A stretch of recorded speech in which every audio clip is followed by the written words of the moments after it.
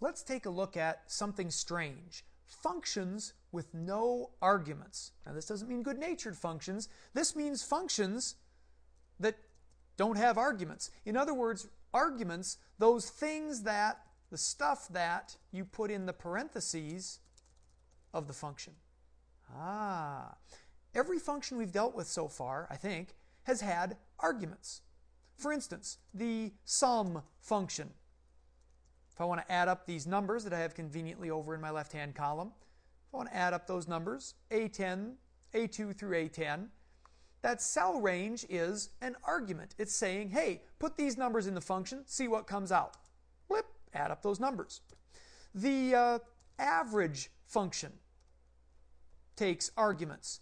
I might want to take the average of every other number here, of A2, comma, A4, comma, A6, comma, A8, comma, and A10.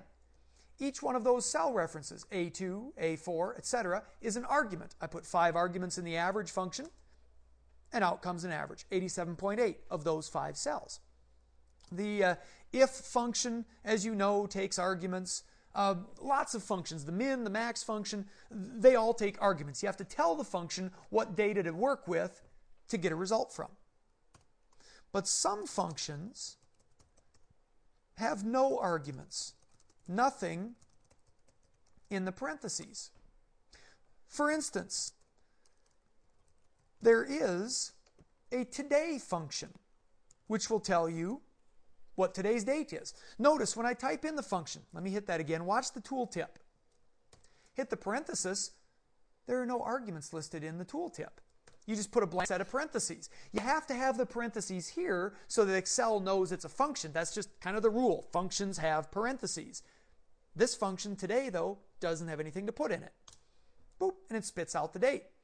Whoop, now notice I've got that set as, there, I'll put that on date function. I had it on time function as well, and it was giving me the date and then a blank hour. If I want to get the time, there's a now function that's even more specific. Now, blank parentheses. Now notice, at first it just gives me the year because I'll bet this column down here is set for year format. So if you've done this on your spreadsheet, go up to the number function or the number setting on the format, and we'll go to more number formats. I can ask it for their various options. I'm going to pick this option here that gives me day and time together.